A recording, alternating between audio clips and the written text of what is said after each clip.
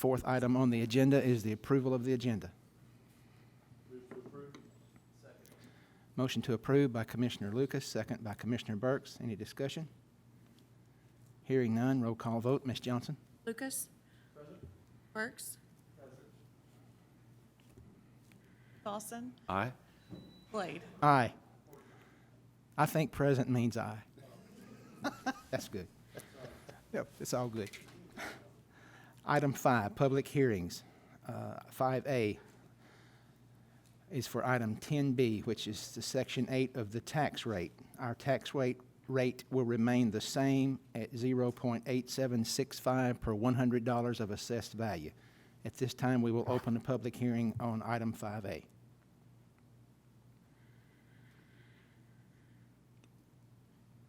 Seeing no one to speak, we will close the hearing on public 5A and move to public hearing 5B, which is item 10B in the agenda, which is the budget. We will now open a public hearing on any discussion for the budget.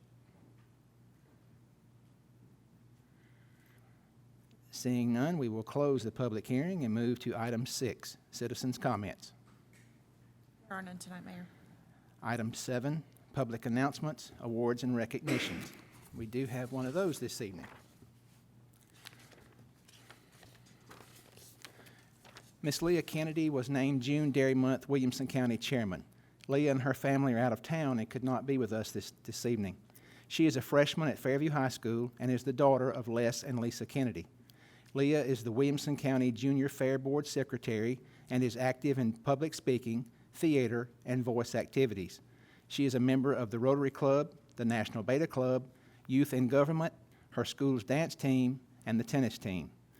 Leah is an active member of her 4-H chapter, participating in performing arts, communications, and photography projects. She is a member of All Stars and the Honor Club. She has won demonstration awards at county and regional levels. She also competes in public speaking and portfolio contests. Leah has been named the Dairy Chairman for the month of June for the coming year in Williamson County. We congratulate her, and we know that she will represent us well. Proclamation. Whereas dairy farmers have contributed to the development and well-being of Fairview since the earliest formation of Williamson County, whereas the dairy industry is a major industry in Williamson County and makes a significant contribution to the economy of our county, whereas milk and dairy products provide health benefits and valuable nutrients, and whereas real milk and dairy foods are superior to their imitations in quality, values, and taste, and whereas the 82nd celebration of the June Dairy Month highlighting the dairy industry will occur during June of 2019. Now, therefore, it be resolved by the Board of Commissioners of the City of Fairview that June 2019 is designated to the celebration of June Dairy Month, and I call upon all government agencies and the people of Tennessee, Williamson County, and the City of Fairview to observe the month with appropriate programs and activities. And this proclamation will be signed and presented to Ms. Kennedy, and we wish her much success in representing the City of Fairview and our county. Item 8, staff comments and monthly reports. A, Police Chief. Chief Humphreys. Welcome, sir. All right, we'll go over the report for the previous month. As before, staffing was no change. Overtime increased just slightly. And then our training hours went from 366 to 392. Had a pretty good training month. Go ahead, Keith. Move to the next one. Our operational report, the calls required of us or self-initiated increased also from 920 to 949. And you'll see through the statistics today, we increased just about in every category throughout the month. Go ahead, Keith. The arrest was up 15%, 95 to 110. You'll see domestics increased. DUI was a little down, but drug charges increased. Theft stayed the same. Citations increased. Traffic accidents increased from 18 to 24. Property damage only, 20 of those, 4 injuries, and happy to report again, no fatalities for the month. Becky. Had a little public relations event on May the 28th in conjunction with the fire department. We had a Battle of the Badge blood drive. It was the second year we did that. 44 total pints were collected, And we're sad to say the fire department did win its second year against us in a row, besting us by 2 points. A little quote there from the Tennessee Valley Region Director there, said it was the 44 units would save the lives of potentially 132 people directly, and it was the most successful blood drive thus far that they've had at that location. So thank the public for coming out and helping out, and it was good to kind of collaborate with the fire department and do that. And lastly, an additional thing I wanted to add, I spoke before about how we were enforcing the cellular devices in the school zone. Well, as of July 1st, that is going to change. TCA 558199 will change. The revision just sort of follows here. You cannot use any held device for any reason, text, calls, email, except to converse with emergency personnel in an actual emergency. I want to put that out to citizens. I'm going to address to my officers, give that a little cushion time. If we see them, I stop them, sort of warn them. But we will move to enforce that because it is a very big safety issue. Distracted driving is a very big issue. The statute does say you can use one-button activation for termination or activation of hands-free device of 18 years of age and older. The fines are going to change a little bit. Originally, the fine for a school zone was $50. That's going to be the standard violation. $100 for a third violation, or if it causes an accident, and the school zone will move to $200. And this does not prohibit use of GPS if it's mounted to the dash, the window, or in the cup holder, and it's not obstructing the view of the driver. So, and city attorney may know a little bit more about that, but that's just kind of the overview of the statute. I want to put that out there just so that the citizens would know that is coming up July 1, and as we move through the summer months, we'll start warning, and then we'll move to enforcing that. And Chief, is there not also a provision that if you're under 18, you can't use a cell phone any way, shape, or form? Correct. Yeah, that's why I put that in there. The statute states in there that the hands-free for activation termination at 18 or older.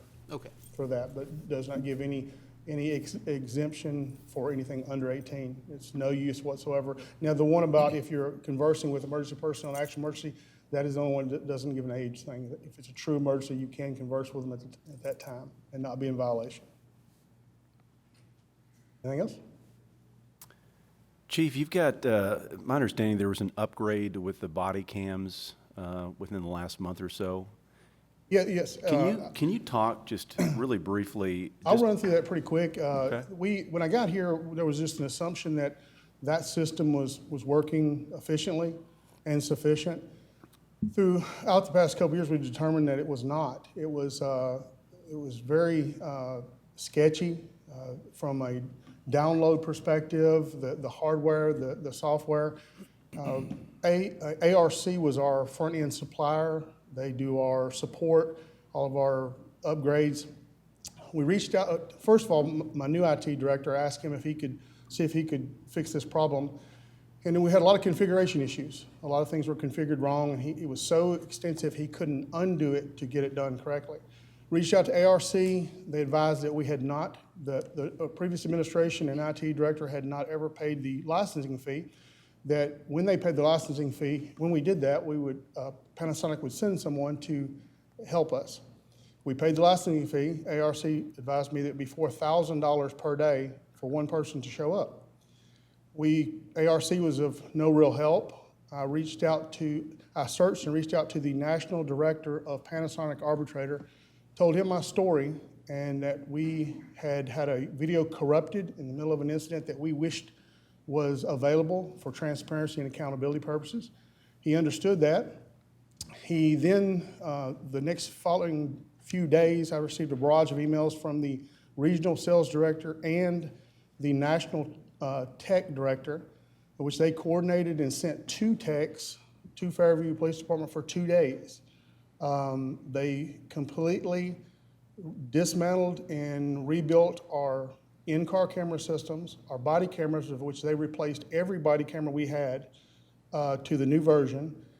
They configured our MDTs, our data link that comes in, our hardware, updated our firmware and our software at no cost to Fairview at all.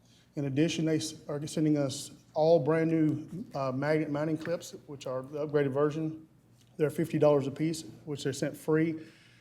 And they suggested that we go to a docking station for the body cameras in lieu of the data link. As the car comes in the parking lot, it data links up for evidentiary purposes. You're not touching that evidence. Download out of the car, it automatically downloads. The only thing they asked that I pay for was the docking stations. They quoted me two docking stations at $1,800 a piece.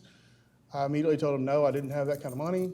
So they decided to sell me both of them for $1,800 a piece. So we had a complete overhaul, 15 new cameras, complete tech support. They actually trained my IT person at any future issues, and complete upgrade of everything, and I'm in it for one docking station price. So and since that's taken place, it seems to be working pretty seamless.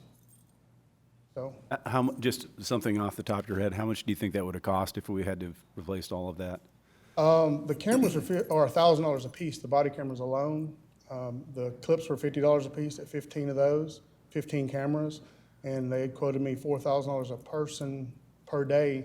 That's $8,000 for 2 days, 16, so upwards of $25,000 investment to revamp our entire system.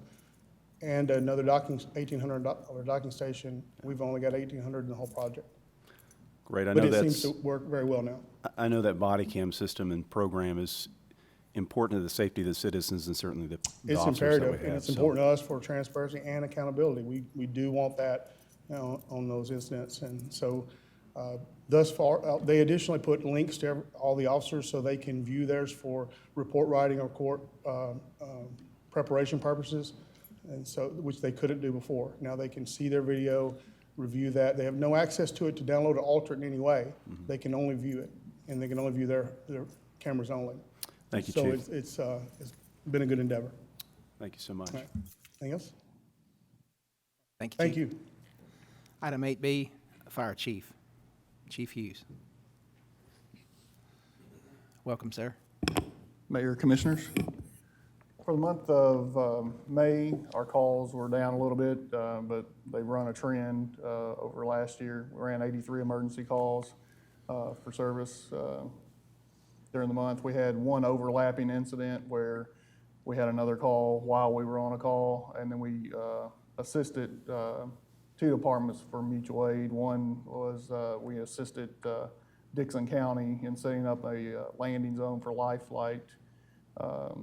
About 2 o'clock one morning out by the interstate, they had an accident that was kind of on into town on 96, and they requested us to set their landing zone up for them. So we went out and did that. This is the breakdown of calls. Again, medical calls, as always, are going to lead our volume. The one fire we had was a semi truck, actually a fuel truck that was on fire at the Flying J. His fuel was empty, but everything worked out fine. 10 motor vehicle accidents, no fatalities, and then other calls were up a little bit, but those include fire alarms, they include mutual aid calls, they include us landing Life Flight for another agency, citizen assist, lift assist, things like that. For the month of May, we had 422 hours of total training, and there's the breakdown. We did some facility training. Of course, EMS is a large part of our call volume, so we do a large part of the training is EMS based. Remind residents again, if you need smoke detectors, call the fire department. We will set up a schedule, time to come out and install them for you. We have that off of a grant with the state, so we have plenty of that, and we can renew that as needed. Also want to thank the citizens that participated in the blood drive this year. I got the same email that Chief Humphreys did, and they said it was the most volume of blood donated at any blood drive in Fairview during that time. So well, hopefully each year will just get better. Questions? Oh, one other thing. The first part of this month is always fun for our firefighters. We spend a lot of time at the schools during their last few days spraying down the kids. They seem to enjoy it. So if you come look at our calendar, the first half of the month of May, it's just about every day at a school, one afternoon spraying off the kids. So they seem to enjoy that, and I think there were some pictures out on social media of them enjoying the water and cooling off on a hot day. Thank you, Chief. Item 9, consent agenda.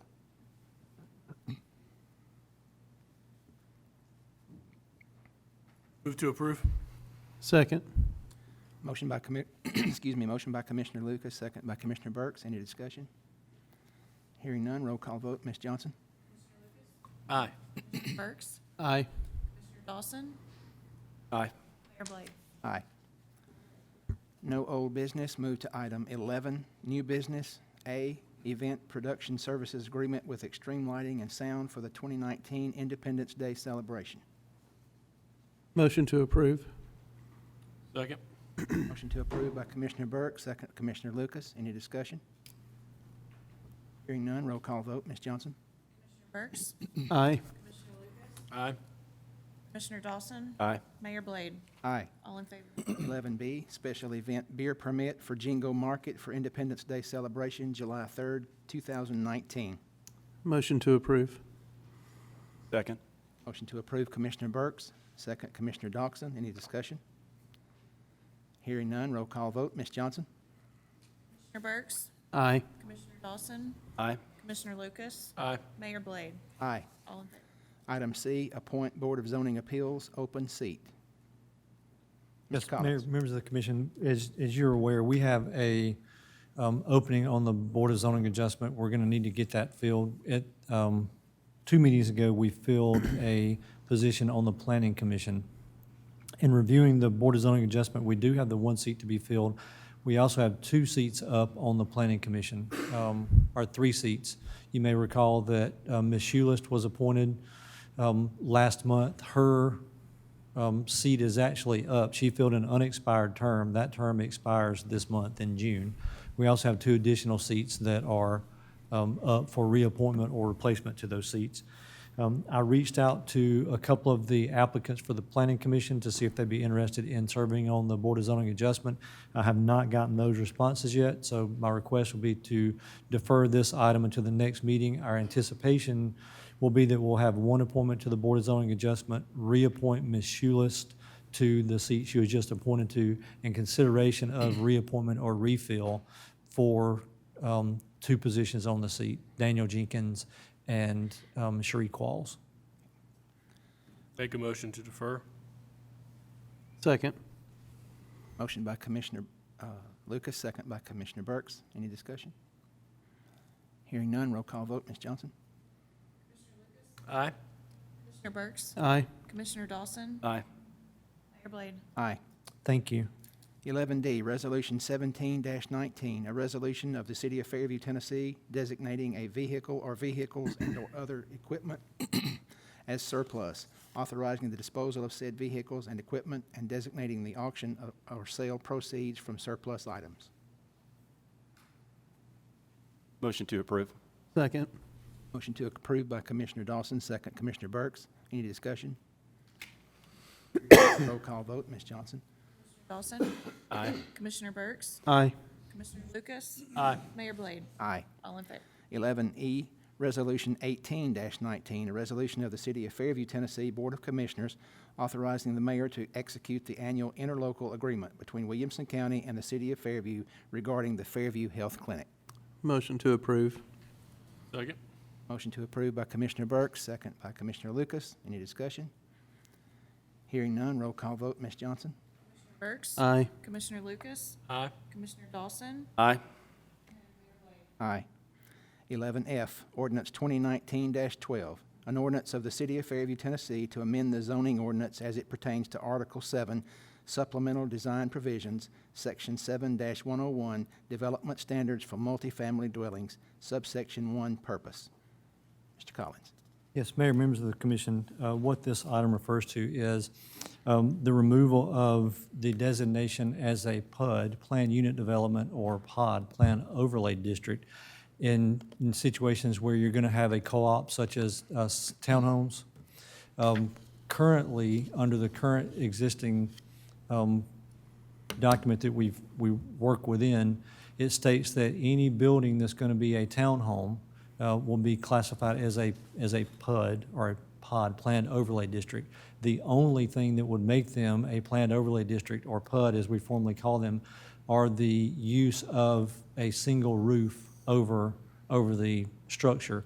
Everything else would be the same. They will be standalone as any other subdivision. So this simply removes the requirement that that type structure be a PUD or a pod in favor of a standard development, so it would not have to be considered as such. The only difference between this and any other single-family home, again, would be the roof attachment, and their HOA or other organization will be responsible for the maintenance of that. So it just simply removes that as a planned unit development.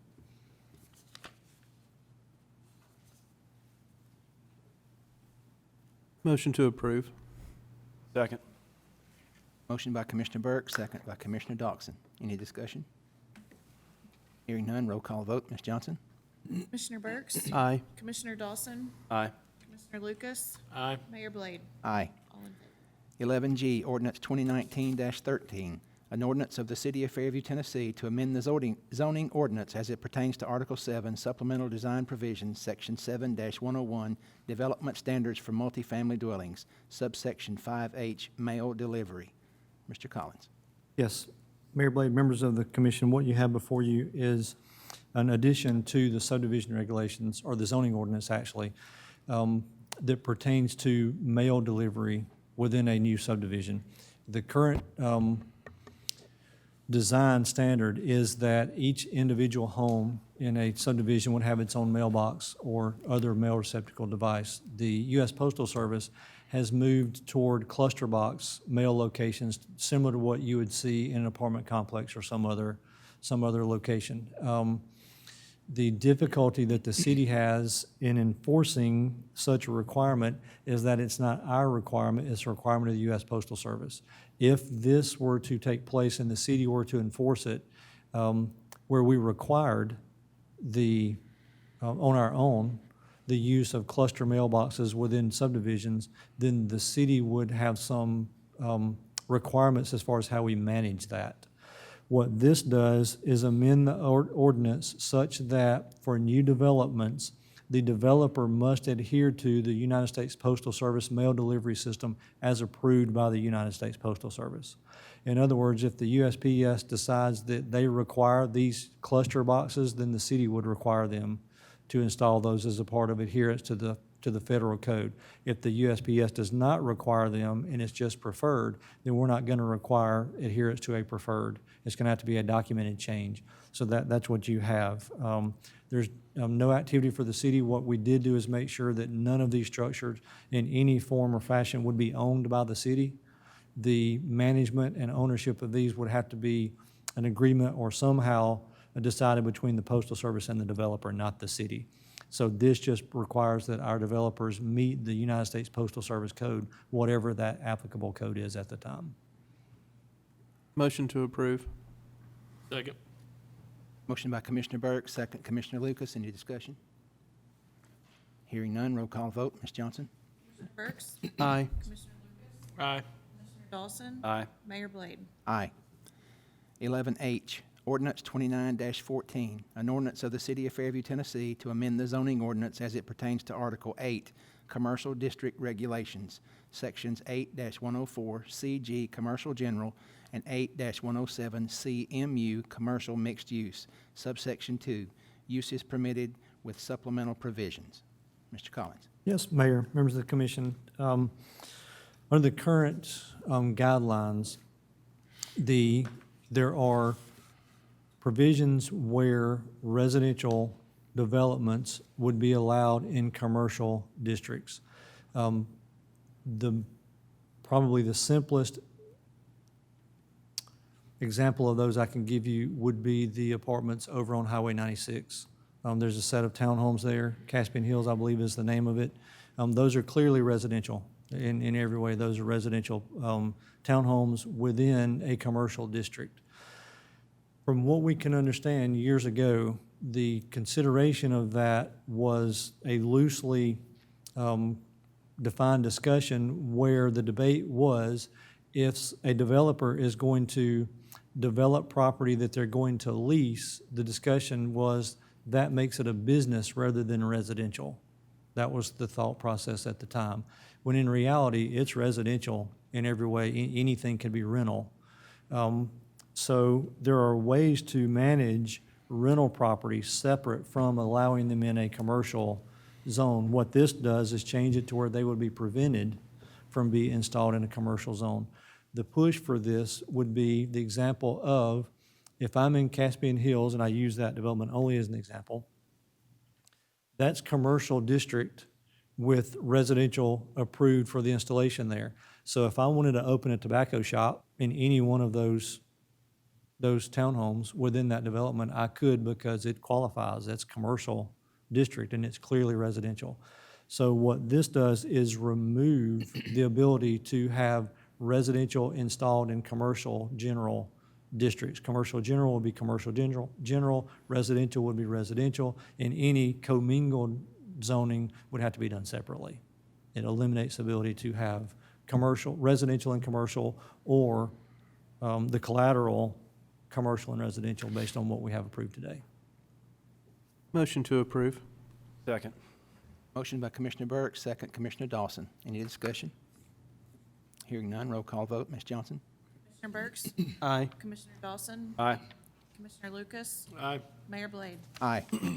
11I, Ordinance 2019-15, an ordinance of the City of Fairview, Tennessee to amend the zoning ordinance as it pertains to Article 6, Residential District Regulations, Section 6-105, Purpose and Intent of RS40, Single-Family Residential Districts, Subsection 5, Bulk Regulations.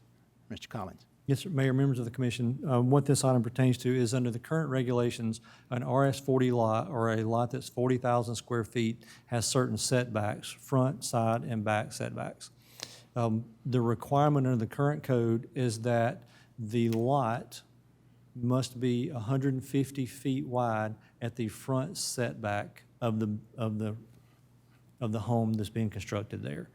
The change to this reduces that requirement for the width of the lot from 150 feet to 125 feet. We, as a staff, have experienced no incident where that would be problematic for the city. We've experienced no issue where that would adversely affect any development on any lot.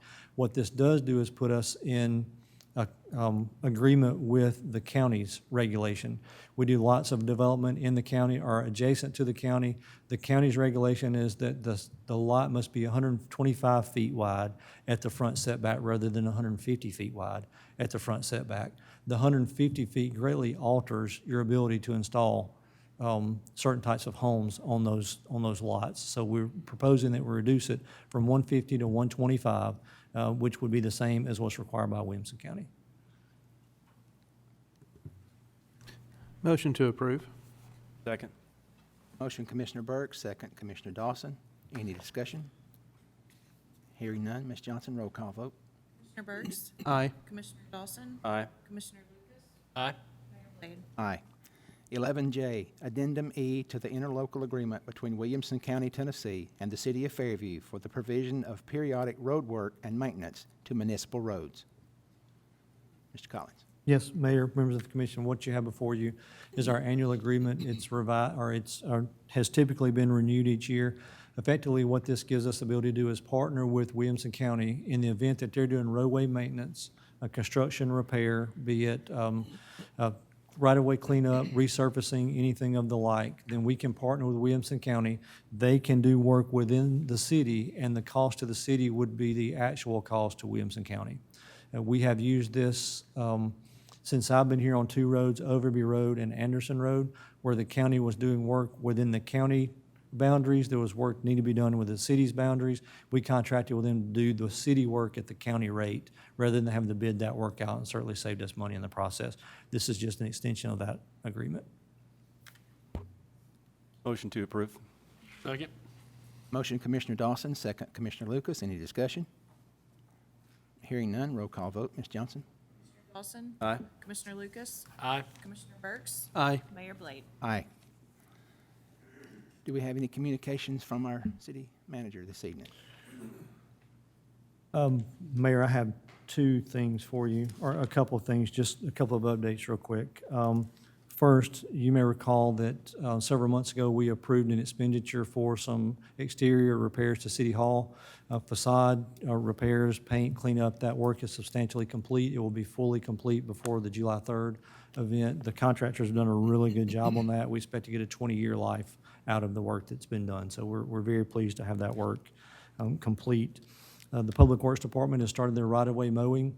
Obviously, we contract out with a service provider who does that work on the state routes, but with our collector streets, Crowcut, Cox Pike, I would encourage our citizens just to pay attention in those areas. We will be doing some mowing in all of those. We started on the northern end of the city and we're working our way through. So just be patient as we get that work done. It's just the time of year where that work has to be complete.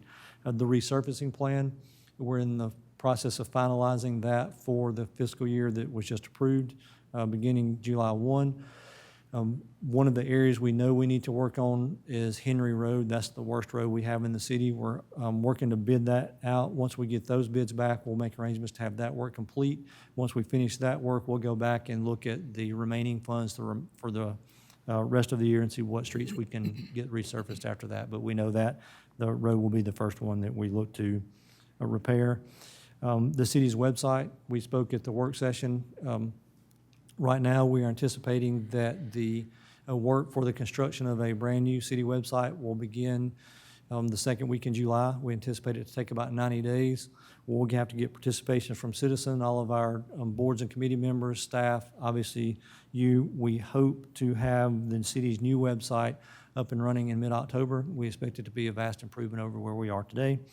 And lastly, we will monitor this, but the state of Tennessee enacted the receipt of online sales taxes, where if someone purchases an item online, historically, the municipalities had not received their portion of sales tax for the sale of that item. That has been changed. It goes into effect July 1. There's a 90-day grace period. We anticipate there being an uptick, although slightly, in our sales tax receipts beginning in the second quarter of the fiscal year based on the receipt of those dollars. We'll keep a track on that. I will be very interested to see what percentage of the receipts come from online versus what we get locally. So just as you hear information of that or we present additional information from you regarding revenues, that will be a revenue that we consider going forward for how we look at our retail development, commercial development, and all things such as that as they take effect. So that's all I have for you tonight, sir. City Attorney, Mr. Potter. Thank you, sir. Commissioners, communication from the Mayor and Commissioners. Commissioner Burks. Just want to say congratulations to all of our seniors that graduated. Enjoy the summer, because after that it gets real. And also I'd like to thank everybody that works so hard every day that helps us do what we do. Thank you. Thank you, sir. Commissioner Dawson. Just wanted to take a second to remember all of our veterans, World War II veterans, that some of them that paid the ultimate sacrifice today, June 6th on D-Day, and all of the veterans that are still living. Just an amazing thing that they did for all of us and for our freedom. And I also want to congratulate the fire department on the blood drive, and also challenge the police department next year to really come out strong. I hope one year you can actually take that home. That's all I have, Mayor. Thank you, sir. Commissioner Lucas. Thank you, Mayor. I just want to echo what Commissioner Dawson said about the veterans. Before I moved to Fairview, born and raised in Virginia Beach, Virginia, so I saw military on a daily basis. And so that their service means a lot to me and my family, and doesn't go unnoticed. With that said, also I want to say thanks to those that reached out. Last week, Virginia Beach, Virginia had a tragic shooting at a municipal center, somewhat like this building. And all of my family, friends, everyone I grew up with, they all live there. Thankfully, they were all safe, but that kind of thing can happen anywhere. You think it can't happen in your city, and then all of a sudden it happens. And so even though I'm no longer in Virginia Beach, that's still my hometown, and so that one was pretty close. So thank you. Please remember to keep them in your thoughts and prayers moving forward. They got some rough days and weeks and months ahead. That's all I have tonight, Mayor. Thank you. Thank you, sir. I reiterate what each of you have said and also send a special thank you out to our city staff and our city employees. We would be nothing without each of you, and I want you to know how much each of us appreciates what you do each and every day. At this time, I'll entertain a motion to adjourn. Motion to adjourn. So moved.